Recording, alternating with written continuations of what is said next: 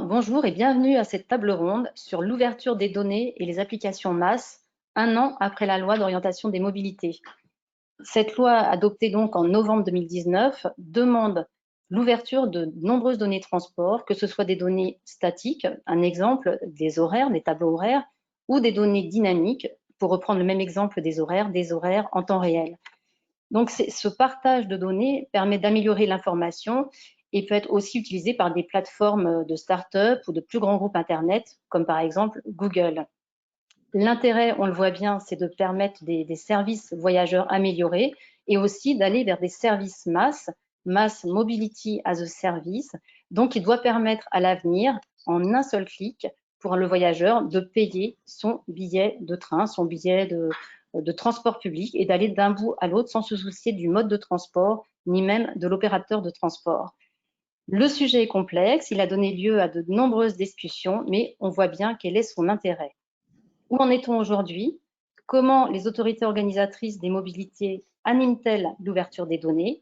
Comment se partagent ou se réutilisent les données? Quels sont les premiers retours d'expérience? Ce sont quelques-unes des questions auxquelles vont répondre nos trois experts invités aujourd'hui à intervenir sur cette conférence. Je vous les présente tout de suite. Claire Barito, bonjour. Vous êtes directrice de la mission Innovation, Numérique et Territoire de la DGITM. Marie-Claude Dupuis, vous êtes directrice stratégie, innovation et développement du groupe RATP. Et enfin, Florian Maître, vous êtes vice-président déplacement et intermodalité du Grand Lac. Donc, merci à tous les trois d'être là avec nous pour parler de ce sujet. Avant de vous donner la parole, je vous rappelle que cette table ronde va durer 3 quarts d'heure et que dans un premier temps, nous allons plutôt nous intéresser à l'ouverture des données et puis nous viendrons ensuite aux masses, aux applications masse. Et bien sûr, vous, public, vous aurez la possibilité de nous envoyer des questions via le chat qui est ouvert cet après-midi. Pour ma première question, je vais m'adresser à Claire Barito pour vous demander quels étaient à l'époque les objectifs du gouvernement avec la LOM et où en est-on aujourd'hui en ce qui concerne l'ouverture des données. Claire Barito. Oui, bonjour à tous. Merci de m'avoir invité sur cette table ronde. La loi orientation mobilité, donc il y a quasiment un an, avait pour ambition de répondre à plusieurs objectifs. Le premier est de pouvoir développer une mobilité pour tous et dans tous les territoires. Le constat a été fait qu'il y avait très peu en fait de Français qui avaient droit à des services de mobilité puisqu'il n'y avait pas d'autorité organisatrice de mobilité sur leur territoire. Donc ça, c'est un des gros enjeux, de faciliter des services de mobilité pour tous afin de combattre le véhicule individuel autant comme moyen de transport unique. Et donc, derrière, la finalité est de pouvoir influencer sur l'impact écologique du transport, étant donné que le secteur du transport est le premier secteur qui fait des émissions de gaz à effet de serre, avec de l'ordre de 30%.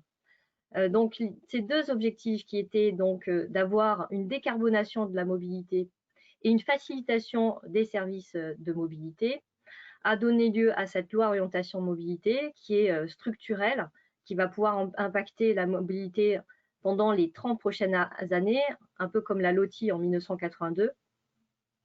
Et l'innovation dans cette loi a une grande place, c'est le titre 2 de la loi, avec l'ouverture des données de mobilité, comme vous l'avez dit, et des services multimodaux qui vont permettre, par de l'intermodalité, de faciliter des mobilités qui permettent des rabattements en fait du véhicule individuel vers des mobilités partagées, des transports publics, des services voilà, de mobilité partagés pour tous et partout.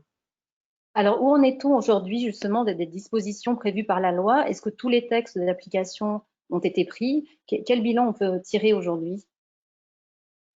Je vais vous parler plus particulièrement des textes d'application du titre 2. De manière globale, au niveau de la LOM, il y avait énormément de textes à prendre cette année, donc l'année. On en est à de l'ordre de plus de 50% de textes d'application, donc de manière globale. Sur les textes liés à l'innovation, on a été très impacté par le confinement, comme vous tous, surtout que la méthode qui était lié aux assises de la mobilité, qui était de faire de la concertation avec tous les acteurs. Donc, je rappelle que pour la LOM, il y a eu 30 000 contributions, plus de 3 000 participants. Cette méthode justement de consultation était la même pour les textes d'application à écrire. Et donc, à notre échelle, qui concernait donc les deux articles 25 et 28, qui concernent les données et les mobilités, ce sont plus de 30 organisations qui ont été concertées avec les moyens qui étaient possibles avec le confinement, c'est-à-dire en dématérialisé comme on fait aujourd'hui la conférence, ce qui nécessite aussi des échanges plus bilatéraux par téléphone ou par moyen de mail, ce qui a quand même rendu plus difficile cette méthode de concertation. Toujours est-il que pour l'article 25, je ne sais pas si vous voulez que j'en parle maintenant, Oui, on mais peut rentrer tout de suite dans le vif du sujet, effectivement. on a très bon espoir pour que le décret d'application soit pris d'ici la fin du mois de janvier. D'accord. Et oui, pardon. oui, pardon. Les concertations sont terminées sur l'article 25. Après, on reparlera du fond. Les concertations sont terminées. Les saisines officielles ont été faites, notamment auprès de l'autorité de régulation des transports. On a reçu hier leur réponse. Et donc, on est dans la dernière ligne droite en termes de réalisation pour ensuite une publication du décret d'application de l'article 25. Marie-Claude Dupuis, puisqu'on commence à rentrer dans le vif du sujet, quels sont les points les plus importants à vos yeux pour le transport public? Quels sont les enjeux et qu'est-ce que ça peut changer demain pour le transport, pour le secteur des transports publics? Bonjour à tous. Alors, s'agissant de l'open data, en fait, l'UTP, à l'époque des discussions de la loi, a été assez vigilante sur ces sujets-là. Alors, les marges de manœuvre étaient assez étroites puisqu'il s'agissait de préciser un règlement européen. Pour autant, l'État français ayant fait le choix d'aller au-delà des exigences du règlement, et l'objectif pour nous était de vérifier que tout ça était bien faisable. Donc, on a été vigilant sur différents points. La réciprocité, c'est-à-dire que l'obligation d'open data ne peut pas concerner uniquement les données de mobilité des acteurs publics. Donc, on a poussé beaucoup pour que cette exigence s'impose aussi aux acteurs privés, ce qui a été pris en compte. On a veillé aussi au principe de compensation financière, c'est-à-dire que tout ne peut pas être gratuit. Le signal que les acteurs de l'UTP voulaient porter, c'était que, en fait, l'open data a un coût. Donc, il y a une limite à ce qui est possible d'être fait. Et donc, le règlement permettant un principe de compensation financière au-delà d'une certaine sollicitation, la loi a permis de prendre ça en considération. Et l'enjeu maintenant, l'enjeu était de retrouver cette possibilité dans le décret. Deux autres points importants auxquels nous avons porté attention, c'est l'échelonnement du calendrier, parce que là encore, l'État français a voulu anticiper les échéances du règlement européen, notamment sur l'open data, l'ouverture des données dynamiques. Et là encore, il y a eu un échelonnement pris en compte entre l'exigence pour les plus gros réseaux, 1er décembre 2020, on vient de passer cette première échéance, les autres ayant un an de plus pour s'y conformer. Et enfin, autre point de vigilance, le droit à la licence de réutilisation des données. Là encore, le règlement européen permettait de choisir des licences qui permettent de contrôler un peu la réutilisation de ces données, ceci pour veiller à l'intérêt général. Donc, autrement dit, dans le cadre des discussions sur la LOM, nous estimons avoir été entendus sur pas mal de nos demandes. Et là, il y a deux points de vigilance qui ont fait l'objet de beaucoup de discussions avec l'État dans le cadre de la concertation sur le projet de décret dont parlait Claire. Je veux parler des seuils de gratuité et de la possibilité de recourir à une licence qui permet de contrôler la réutilisation. D'accord. Et donc, le contrôle de la réutilisation, qu'est-ce que vous souhaitez pour mieux contrôler la réutilisation des données? Quels sont les souhaits de la profession dans ce domaine? Les souhaits de la profession, c'est d'éviter c'est une licence qui permet d'organiser un dialogue en fait entre les producteurs de données, les acteurs publics qui ouvrent les données et ceux qui les réutilisent pour qu'il puisse y avoir un dialogue sur les conditions de réutilisation pour éviter des effets pervers ou des réutilisateurs, par exemple, incorporeraient dans leur offre une information sur les contrôleurs, où sont les contrôleurs en ce moment sur le réseau, ou alors proposerait une information sur la mobilité qui ne prendrait pas en compte j'ai envie de dire, la politique de mobilité des acteurs ou les conditions des infrastructures ou des choses comme ça. En fait, l'idée, c'est une licence qui permet un dialogue et une discussion au sein d'un écosystème. C'est-à-dire, c'est pas open bar, tout le monde vient de servir et chacun fait ce qu'il veut des données. L'idée, c'est d'organiser ce dialogue. Voilà. Sur la base d'une licence on a d'ailleurs le GART l'UTP et le GART ont créé un groupe de travail justement pour discuter et essayer de créer ensemble cette licence d'intérêt général qui favorise le partage des données, mais qui aussi respecte l'intérêt général. Est-ce que l'État entend cette demande, ces craintes exprimées par la profession et sur quoi vous travaillez de votre côté, Claire Barito? Alors tout d'abord, j'aimerais rappeler que avant la LOM, c'était le CRPA pardon. Donc le CRPA, c'est donc le code qui régissait la question des licences pour l'ouverture des données et la question des conditions de réutilisation. Donc avant la LOM, c'était ce code des relations entre le public et l'administration qui devait être appliqué. Et donc dans ce code, ce qui est marqué, c'est que les licences doivent être homologuées par l'administration. Donc, depuis la LOM, c'est la LOM qui s'applique pour l'ouverture des données de mobilité. Et donc, il n'y a plus l'obligation de ce contrôle et de l'État concernant les licences de réutilisation.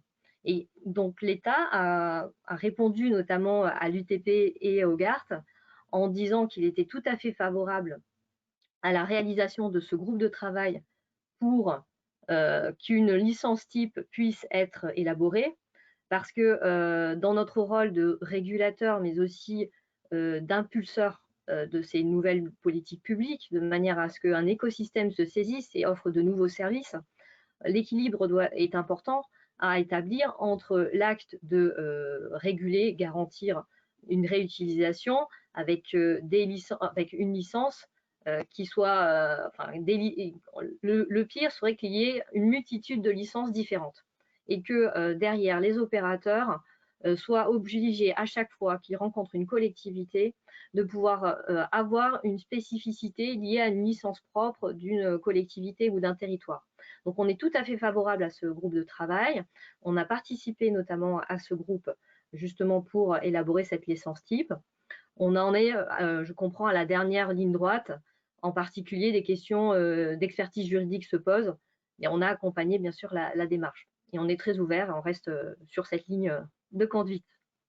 Très bien, merci. De toute façon, on reviendra sur les conditions de réutilisation des licences au cours de cette table ronde. Mais je voulais me tourner vers Florian Maître, parce que l'État a voulu aller vite, mais je crois que les autorités organisatrices de mobilité aussi ont voulu aller vite. Pourquoi et qu'est-ce que vous attendez, vous, de l'ouverture des données? Alors, c'est pas parce que je suis aussi vice-président en charge de l'unité digitale du côté du GART. C'est pas forcément le GART qui a été vite, c'est bien l'État qui a voulu accélérer l'ouverture pour pousser du côté du CAR. Un petit problème de son. Peut-être si vous voulez répéter, qu'on n'a pas très bien entendu votre première intervention. Ça va mieux comme ça? Beaucoup mieux, merci. Oui, non, je disais que ce n'était pas forcément le GART qui souhaitait aller vite sur l'ouverture des données, mais plutôt l'État pour favoriser l'innovation. Nous, du côté du GART, on voulait plutôt laisser le temps aux autorités organisatrices des mobilités de se massifier, entre guillemets, et d'ouvrir des points d'accès régionaux, des fameux PAR, qui permettent aux AOM de suivre la réutilisation de ces données en s'assurant qu'elles permettent bien de contrôler, de sécuriser ces données et de favoriser l'émergence, on va dire, de l'innovation sur le territoire et éviter que ce soit les GAFA parce qu'ils sont beaucoup plus gros, beaucoup plus structurés, etc., qui viennent tout de suite utiliser les données et squeeze, entre guillemets, si je peux dire, les petites startups et l'intelligence, on va dire, locale. Pourquoi les autorités organisatrices sont favorables à l'ouverture des données? Peut-être quelques chiffres clés pour contextualiser la révolution digitale que nous vivons en ce moment. Aujourd'hui, 77% de la population dispose d'un smartphone. En 2011, il n'y avait que 17% de la population qui avait un smartphone. On a vécu une hausse de 56 points, pas pourcent, points, de ce taux d'équipement en à peine 6 ans. C'est juste extraordinaire. Deux exemples connus de tous. BlaBlaCar a été créé en 2006 et Uber a été lancé en France en 2012. Alors imaginez en si peu de temps comment cette application, en bien ou en mal, peu importe, a révolutionné ou modifié, disrupté, comme on dit, le marché en si peu de temps. Et quand on imagine qu'un mandat municipal, ça fait que 6 ans, bien malin celui qui peut dire à quelle sauce, entre guillemets, on va être mangé en 2026. Et il y a un autre chiffre clé, puis après je donnerai les raisons pourquoi les autorités organisatrices sont favorables à l'ouverture des données, mais un chiffre clé qui pour moi représente vraiment l'explosion digitale, c'est plusieurs études estiment et se mettent d'accord, concordent vers le fait que les 3/4 des métiers qui seront exercés en 2030 n'existent pas encore. C'est toute la révolution digitale qu'on est en train de vivre et qu'il faut accompagner. Alors, pourquoi les autorités organisatrices sont favorables à l'ouverture des données? Tout simplement parce que c'est le carburant.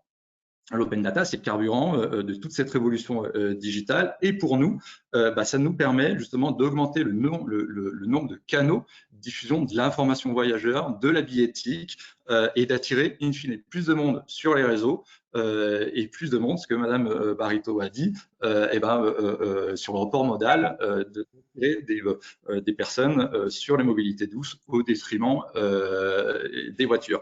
Et donc aujourd'hui, un réseau, une agglomération ou une EPCI a beau mettre des milliers, je schématise, je caricature, des milliers de kilomètres commerciaux, transporter et mettre un bus sur tous les 4 coins du territoire, si ce réseau oublie le digital, le réseau n'est pas optimal. Merci. Marie-Claude Dupuis, tout à l'heure, vous avez évoqué le coût de l'ouverture des données. Est-ce qu'on peut avoir une estimation de ce coût et qui doit le supporter?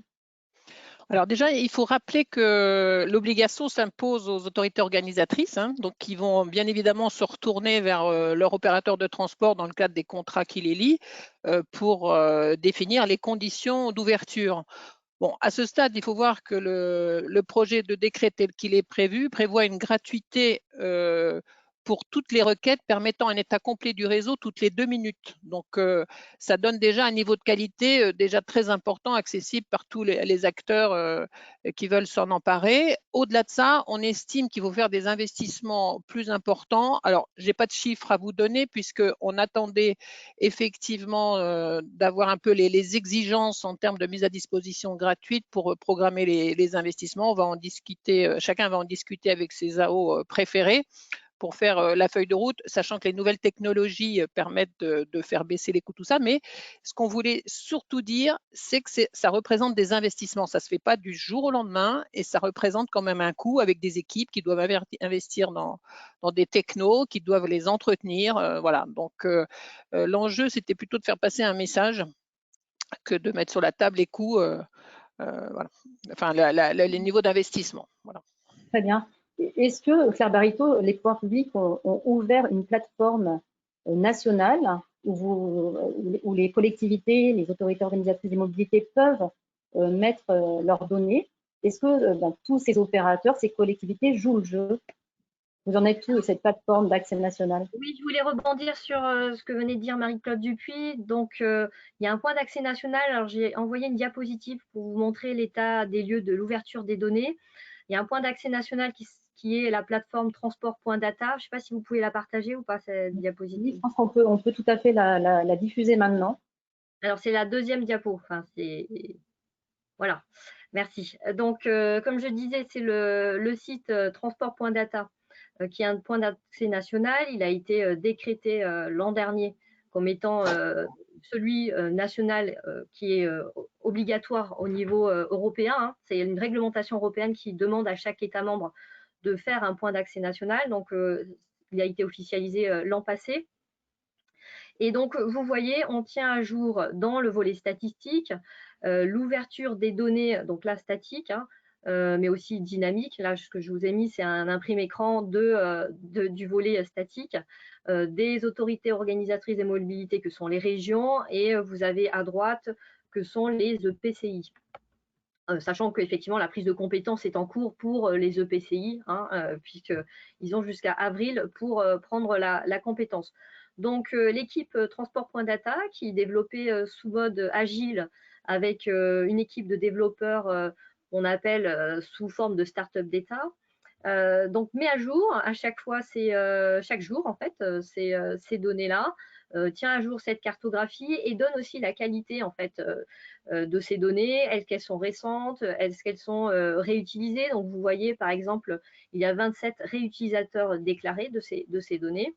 416 jeux de données, hein, ce qui est quand même conséquent. Et après, il y a aussi donc qui réutilise et comment, enfin combien réutilise. Donc là, il y a 237 réutilisations déclarées qui sont concentrées sur 27 réutilisateurs quand même. Donc cette plateforme, je vous conseille vraiment d'aller la voir. Elle est très bien faite. Je n'ai pas mis les territoires outre-mer, mais bien sûr qu'on a aussi des territoires outre-mer qui ont ouvert leurs données et qui sont en cours d'ouverture. Comme l'a rappelé Marie-Claude Dupuis sur le volet dynamique, on a plusieurs échéances, notamment le 31 décembre 2021, qui est la prochaine échéance.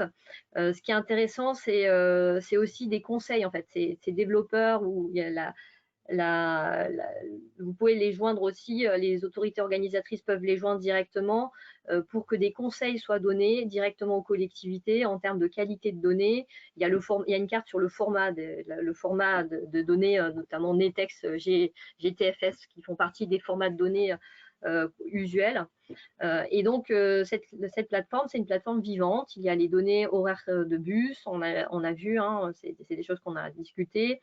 Il y a l'ouverture sur les vélos, sur le VTC, sur les mobilités, les nouvelles mobilités partagées, sur aussi ouverture de la localisation des lieux de covoiturage, des lieux de bornes de recharge électrique, les données aussi de vol. Horaires de vol aérien. Donc voilà, c'est vraiment une richesse énorme qui permet donc à tout un chacun de pouvoir s'en saisir pour créer des services de mobilité. Merci, très bien. Merci, effectivement, c'est une plateforme très riche avec de nombreuses données. Si vous le voulez bien, je vous propose de nous intéresser maintenant aux applications MAS, puisque c'est le but aussi de l'ouverture de ces données, hein, c'est de permettre le lancement de services innovants et de plateformes donc multimodales qui permettent à la fois d'être informés et de se déplacer de façon très, très facile pour le voyageur. Je me tourne d'abord vers vous, Claire Darito. On revient sur la LOM. Où on en est justement des textes d'application de la LOM, que prévoit la LOM et où on en est de cette mise en place pour favoriser le développement d'applications MAS. Alors, l'article 25, c'était sur l'ouverture des données. L'article 28 vient accompagner les services multimodaux numériques.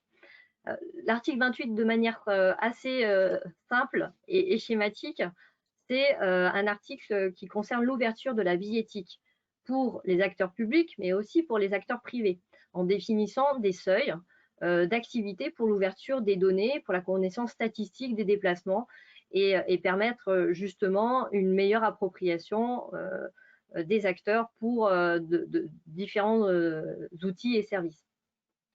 Cet article aussi définit les règles pour un service numérique multimodal dans le décret.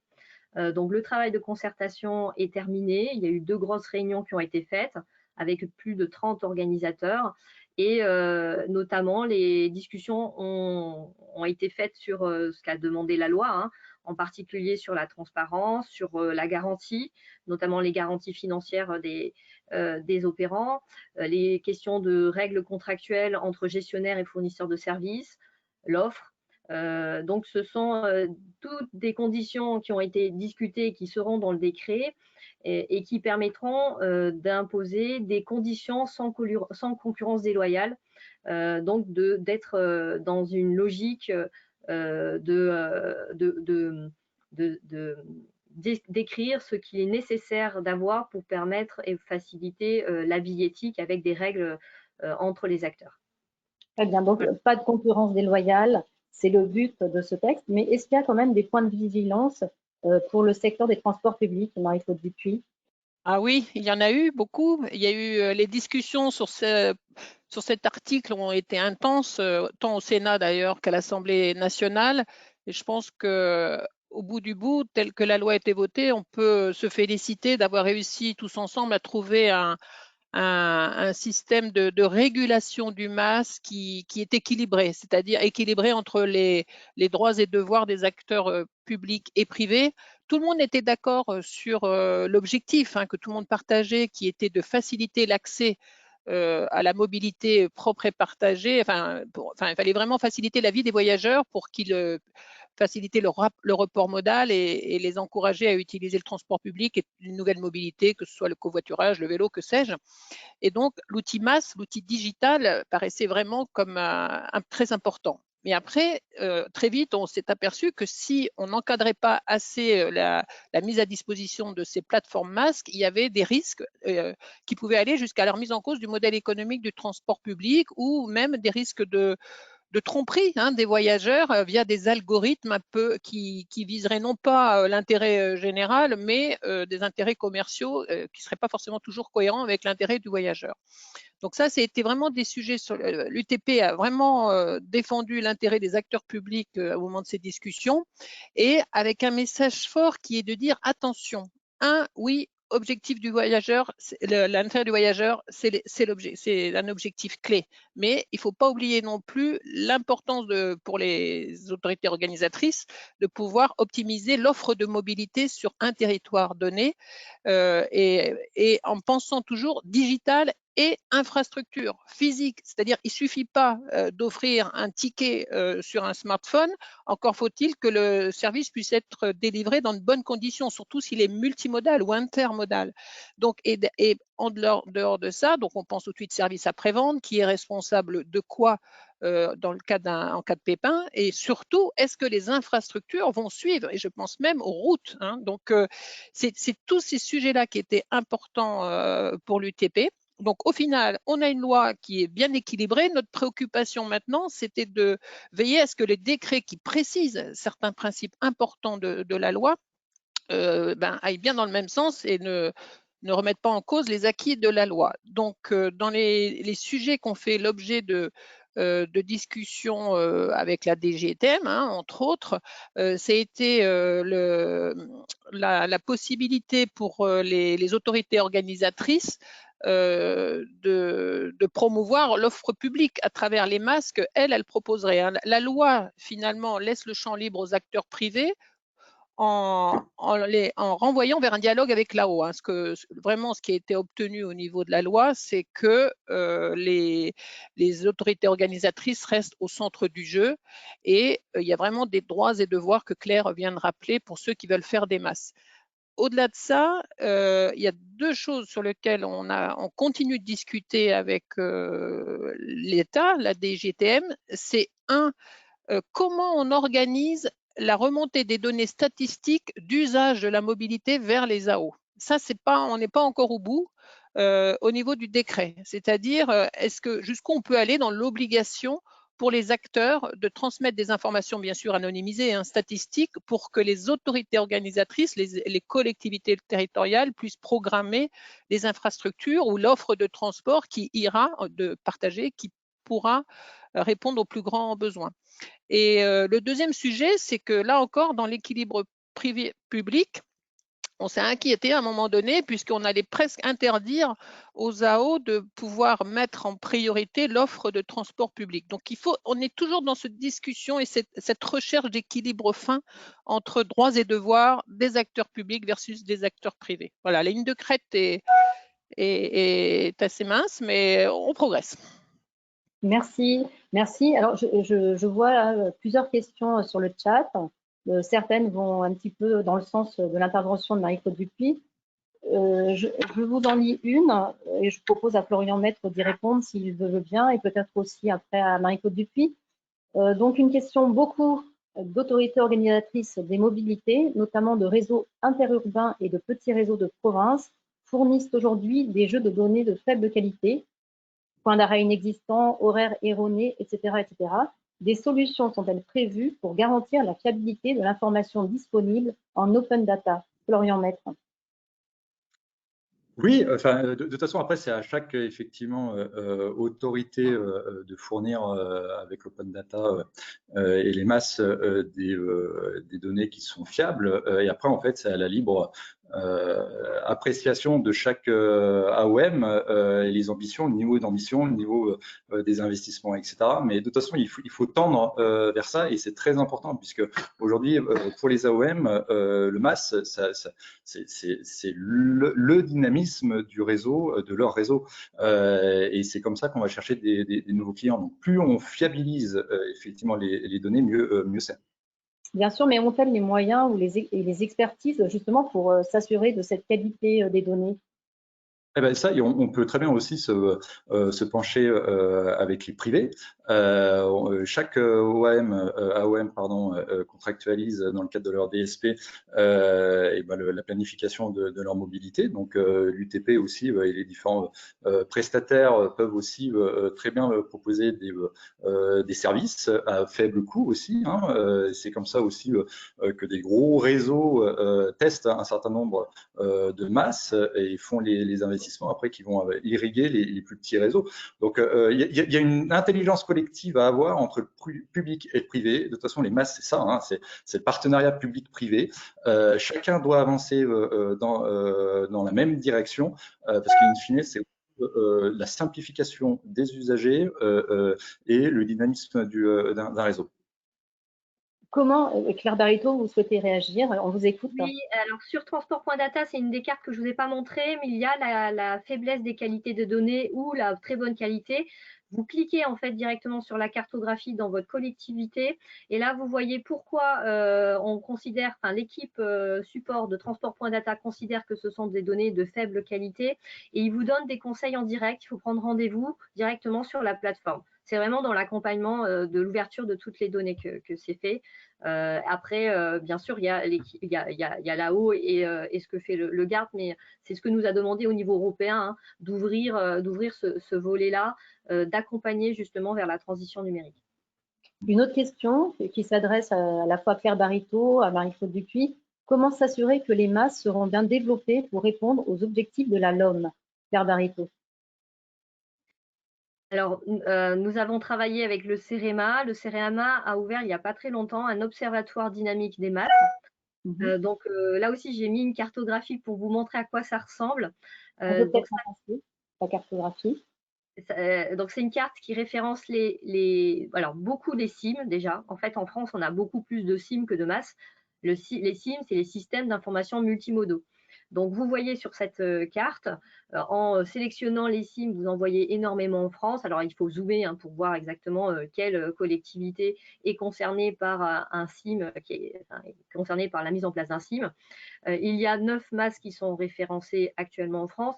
Et ce qui est intéressant, c'est que cette carte, et merci beaucoup à Laurent Chevreau du CEREMA, avec qui on a beaucoup échangé, enfin pas moi, mais mes équipes, pour référencer aussi les projets de masse.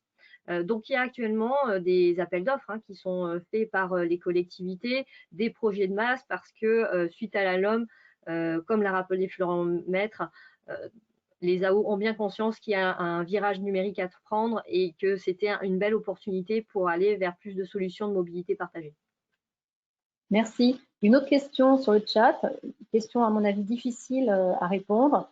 Marie-Claude Dupuis, comment évaluer l'impact d'un MAS sur le report modal? Ah, si, c'est intéressant. Donc, puisque là, je vais répondre avec ma casquette RATP, puisqu'on a expérimenté à travers le projet MAX avec Île-de-France Mobilité, un MAX à la hauteur et à l'échelle d'Île-de-France. Et en fait, on a tout de suite incorporé dans cette offre ce qu'on appelle une gateway, enfin, c'est-à-dire une plateforme de supervision des données. Donc, je pense qu'il y a vraiment deux choses. Il faut, quand on veut développer le succès du MAS, il viendra d'un bon système de régulation et d'un système qui permet quand même d'optimiser la mobilité avec des droits et devoirs, mais aussi de la technologie. Et je pense qu'en travaillant les données statistiques, c'est pour ça qu'on se bat beaucoup, nous, côté UTP, sur les remontées statistiques vers les AO, pour que justement les AO puissent traiter toutes ces données et de voir quels sont les usages et les attentes et les besoins des voyageurs. Tout ceci pour améliorer l'offre. Donc, c'est vraiment important. Et les technologies le permettent, hein, très sincèrement. Et pour répondre aussi, et je fais très court pour répondre à la question précédente, il ne faut pas oublier le rôle de l'ART, l'autorité de régulation des transports, qui va être le gendarme à la fois de l'open data et du MAS. Je veux bien aussi compléter, si vous me permettez. Pardon? Monsieur Maître. Je veux bien compléter. Il y a eu, aujourd'hui, il existe plusieurs MAS sur le territoire, comme il a été évoqué. Le premier, on va dire, à sortir il y a déjà quelques années, c'était celui de Mulhouse. Après, il y a eu Île-de-France, a été évoqué, Saint-Étienne, qui intègre parfaitement aussi les taxis, Strasbourg, qui est aussi en pointe sur de la bioéthique. Et aujourd'hui, on peut avoir quand même un retour qui est quantifiable, puisqu'on observe sur ces réseaux-là une progression significative des utilisateurs et donc de la fréquentation des réseaux, à tel point en fait que ces exemples-là, eh ben, ils sont précurseurs, enfin ces exemples précurseurs sont moteurs justement dans le déploiement des masses. Ça veut dire qu'il y a quand même entre l'investissement et la quantification, ça fonctionne. Et surtout pour les AOM, c'est un puissant outil de gouvernance, puisque le MAS public, ça permet aux AOM de contrôler justement les données, de contractualiser avec le privé, et ça remet bien au centre de toutes les intentions sur le développement des mobilités les AOM. Alors, s'il y a quelques bonnes pratiques pour les personnes qui nous écoutent, il n'y a pas forcément de bonnes pratiques à développer les masses, puisqu'en fait, ça dépend des ambitions de chaque collectivité, de l'argent, de l'investissement qu'on veut mettre. Par contre, ce qui est très intéressant pour eux, côté GART, on agit quand même de deux manières. Il y a un observatoire du MAS qui a été fait effectivement avec le CERAMA, mais surtout, pour que ça soit logique au niveau national, il faut vraiment travailler sur la normalisation des données pour que chaque donnée soit compatible sur l'ensemble du territoire, parce que sinon chacun va faire ce qui lui plaît entre guillemets dans son coin, et ça va être encore beaucoup plus compliqué à tout collecter tout ça. Et le GART aujourd'hui est en train de faire un gros travail en collaboration sans faille avec la MINT sur cette normalisation, et il faut que ce travail de coopération puisse continuer dans la longueur. Est-ce que ce n'est pas ce que compte faire le compte mobilité, le but du compte mobilité qui va être lancé prochainement et expérimenté dans certains territoires, Pierre Barreto? Oui, alors je vais rebondir sur ça et sur ce que vient de dire Florent Maître. Effectivement, il y a un groupe de travail architecture fonctionnelle que pilote donc le GART et sur lequel on participe, la mission innovation numérique et territoire, qui vise à définir l'ensemble en fait des briques nécessaires à normaliser pour que les masses puissent se développer et surtout être pérennes. Le pire, ce serait que chaque AO lance un MAS et que derrière, on fasse un coup et qu'on s'arrête parce que finalement, il y a tellement de freins. C'est de la technologie numérique, donc ça veut dire que ça évolue. C'est des nouveaux opérateurs. Est-ce que demain, ce sera toujours les mêmes? C'est de l'interconnexion entre les masses. Est-ce que quand je veux faire du périurbain, de l'urbain et du régional, est-ce qu'il va me falloir utiliser 3 masses différents pour le faire? Voilà, ce sont des questions qui sont vraiment… et l'État n'a pas voulu créer un MAS France en laissant les AO au centre du jeu, comme on l'a dit. Mais maintenant, l'État est quand même attentif à ce que tout cela puisse dialoguer pour que, in fine, ce soit l'utilisateur qui puisse s'en servir et de manière pérenne pour faciliter ses déplacements. Donc, ce groupe de travail architecture fonctionnelle, on le poursuit, hein, enfin, le GART le poursuit et nous, on continue de l'accompagner par rapport à cela.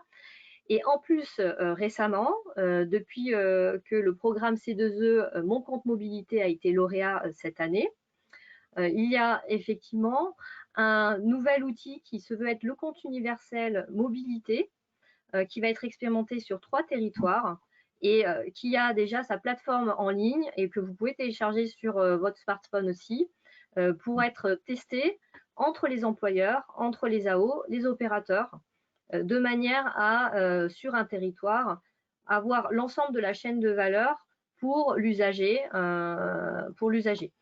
Et c'est intéressant parce que non seulement il y a ce groupe de travail qui va faire des préconisations fortes sur la normalisation, mais il y a ces expérimentations qui vont pouvoir les accompagner et concrètement voir sur le terrain. Alors, vous pouvez aussi montrer une photographie du site https moncomptemobilité.fr hein, que je viens de présenter, qui est développé par Capgemini et la Fabrique des mobilités, sur lequel, en termes de comité de pilotage, donc nous sommes présents avec le GART et la DGEC, Direction générale de l'énergie et du climat. Et donc, c'est un très beau projet et très prochainement, voilà, il y aura le lancement et l'annonce d'un territoire pilote qui permettra à tous les acteurs de mieux comprendre les déplacements des citoyens, des salariés et d'encourager des mécanismes d'incitation vers des pratiques plus durables. Merci, on comprend bien l'intérêt d'un tel projet, mais j'aimerais quand même qu'on revienne encore une fois sur le risque d'un manque de prise en compte de l'intérêt général. Est-ce qu'il n'y a pas un risque qu'un monopole se recrée, non pas cette fois du côté des transporteurs, mais du côté des opérateurs de plateformes, un peu comme on peut le voir avec Amazon, par exemple, quand les plateformes pourront vendre des billets? Marie-Claude Dupuis. Alors, l'enjeu, enfin, je pense qu'il y a suffisamment de garde-fous, dans la loi. Donc, il faut qu'au niveau des décrets, ça suive son cours, mais on a réussi à introduire dans la loi la notion de contrat entre l'autorité organisatrice et les opérateurs de masse, de plateformes de masse, et avec un droit de regard quand même sur la tarification. C'est-à-dire, on peut que se féliciter si les reventes, les distributions de billets se multiplient. Si c'est au tarif fixé par là-haut, tant mieux, ça fera plus de voyageurs sur nos réseaux. En revanche, et c'est l'objectif quand même in fine du MAS, c'est de permettre des packages, qui sont des packages de mobilité, mais voire aussi des packages de mobilité plus cinéma, plus restaurant. Et il ne faudrait pas que les AO perdent la main sur la tarification et qu'au final, elles soient complètement bypassées par des grands du digital qui, eux, ont d'autres intérêts commerciaux, voire publicitaires. Donc, mais il y a tous les garde-fous dans la loi, vraiment, il y a tout ce qu'il faut. Donc, après, tout ça devra être fait sous l'autorité, je vous dis, sous le contrôle de l'ART, si besoin. Et au final, je voulais juste dire un mot parce que je vois qu'on s'approche de la fin, il ne faut pas oublier l'échelon européen. Parce que nous, on a mis en place un système de régulation. Là, je me retourne vers l'État. L'État français a réussi à mettre un système de régulation au niveau national, mais la discussion va se poursuivre au niveau européen, puisque la Commission européenne a déjà annoncé qu'après avoir fait l'open data au niveau européen, elle veut faire la régulation du MAS au niveau européen. Enfin, nous, on est en tant qu'UTP, on est pour la reprise de ce qui était de l'article 28 au niveau européen, parce qu'on trouve qu'on a eu un bon équilibre et c'est une meilleure façon de nous défendre contre des grands du numérique, c'est d'avoir la même protection au niveau européen. J'en suis convaincue. Merci. Je vous propose, pour terminer cette table ronde, de prendre une dernière question sur le chat. Et vous me direz qui veut réagir à cette dernière question. Donc, la voici. Comment combattre le deep linking dans les applications de masse pour garantir leur attractivité et le confort pour l'usager? Qui souhaite finir cette table ronde et répondre à cette question? Je vous laisse prendre la parole. J'ai entendu le deep linking, c'est ça? Oui, c'est ça. D'accord, le lien profond, ok. Oui. Chacun un petit mot peut-être de conclusion, Claire Barito, en vous fondant sur cette question, comment garantir l'attractivité et le confort? Le régulateur a pu traiter ce sujet-là dans le cadre de la loi orientation des mobilités. Donc ça fait partie des éléments structurants. Il y a eu beaucoup de débats, enfin il y a eu des débats lors de la LOM sur ces questions-là. Et je dirais que pour lutter, entre guillemets, je ne sais pas si c'est le terme en fait, lutter contre le deep linking, il peut y avoir des bonnes intentions comme des mauvaises. Donc, qu'est-ce qu'on entend derrière une technologie? On ne peut pas la considérer comme étant bonne ou mauvaise. Ça dépend effectivement si elle poursuit l'intérêt général ou si, dans son usage, dans son utilisation. Donc là, encore une fois, je vais dire qu'on a mis les AO au centre du jeu pour définir ce qui est d'un bon usage, d'une bonne utilisation des technologies numériques. On pourrait citer cela, mais on pourrait citer aussi, et je pense que c'est un sujet phare, qui est la tarification intelligente, sur lequel on peut se baser sur de l'open data, enfin du big data et de l'intelligence artificielle, de manière à faire de la tarification intelligente qui soit justement adaptée au modèle des opérateurs à eau et au modèle aussi des usagers en termes de justement de nombre d'utilisation des masses par stratégie marketing et par justement segmentation marché. Donc toujours toutes ces technologies, comme je le dis, trouvent du sens par rapport à l'intention. Merci. Un mot de conclusion, Marie-Claude Dupuis? Non, juste pour dire que le deep link, hein, c'est souvent un premier pas vers le MaaS. Il ne faut pas être négatif par rapport à ça. C'est toujours mieux que d'avoir à se reconnecter. Quand on veut faire un transport intermodal, c'est soit on achète plusieurs billets successivement, soit on a un outil qui permet de basculer facilement sur l'autre application. Donc, c'est un premier pas, le deep link, bien sûr. L'idée, c'est d'avoir une expérience client beaucoup plus fluide. Donc, ma conclusion, ça serait de dire, le MaaS, vous savez, il va être très progressif. Dans certains territoires, je crois que chez Monsieur Maître, on peut dire que le MaaS, il a commencé en 2016 à Aix-les-Bains, puisque ça commençait par déjà avoir sur la même appli l'information du transport public et du covoiturage. Donc déjà, rien que de faire de l'info intermodale, c'était un plus. Alors après, petit à petit, on ajoute la billettique et à la fin, ça doit devenir très fluide.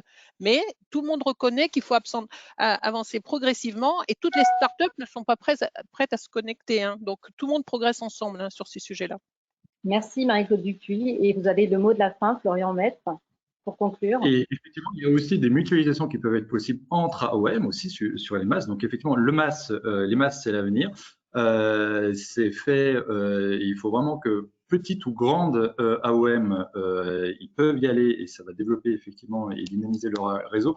Par contre, il y aura quand même un point de vigilance, ça sera peut-être ma conclusion, parce que là on parle beaucoup digital, le smartphone, etc. Mais il faut aussi penser aux personnes qui n'ont pas de smartphone et notamment la lutte contre la fracture numérique, qui est quand même aussi très importante dans un certain nombre de territoires. Et il faut se dire qu'effectivement, pour chaque AOM, avoir une application, ok, mais le bon vieux système billettique existera toujours, notamment avec les petites cartes rechargeables, etc. Et ça, il ne faut pas non plus l'oublier parce que quand on développe une politique publique, pardon, c'est pour l'ensemble de la population.